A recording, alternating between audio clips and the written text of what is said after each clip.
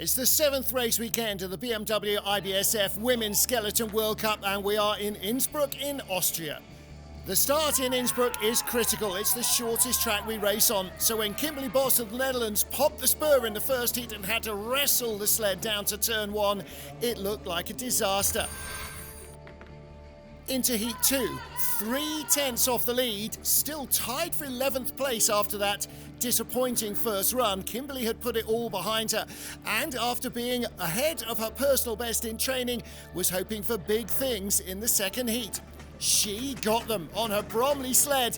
Letting it fly was the answer. A couple of minor taps, but the best speed we'd seen from anybody down the track.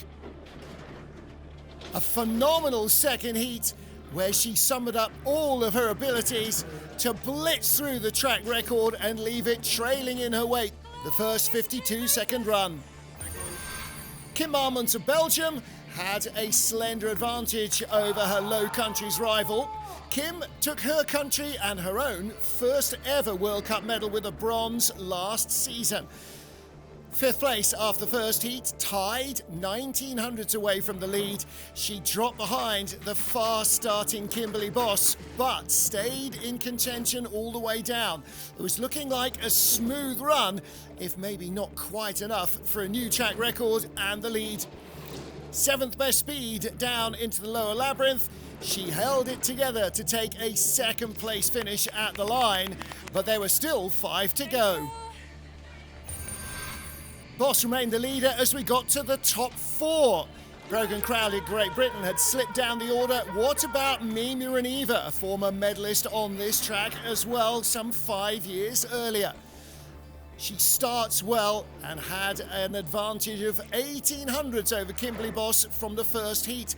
But by the time she got down to the Kreisel, that had all but vanished, and mistakes lower down in the track would seal her doom. She too would drop behind the Flying Dutch Slider.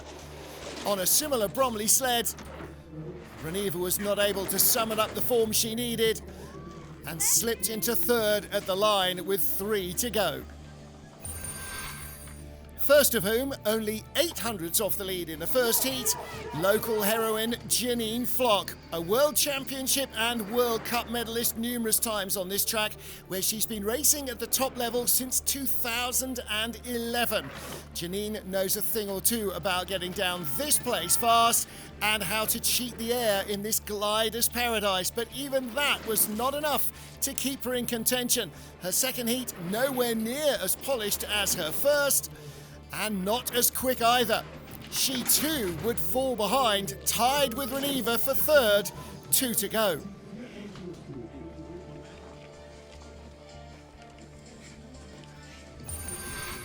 Incredibly, as we got to the first heat leader, 18-year-old Hallie Clark, in her last race in the World Cup this season, it was still Kimberly Boss of the Netherlands who led. Clark has a similar sliding style, free and easy, let it fly, and that's how she crushed the track record to take the lead in Heat 1. But she didn't have that same fluidity in the second run, and the further she slid, the smaller the gap shrank until it disappeared entirely.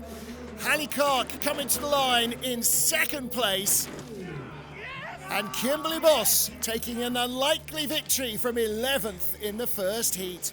So Clark, who was silver in her first World Cup outing in Whistler, takes silver in her last of the season, ahead of Kim Marmons, but the surprising winner, Kimberly Boss, despite that start mishap. Tina Hermann is our World Cup points leader with 1 to go. Last year's World Cup champion Kimberly Boss, hot on her heels.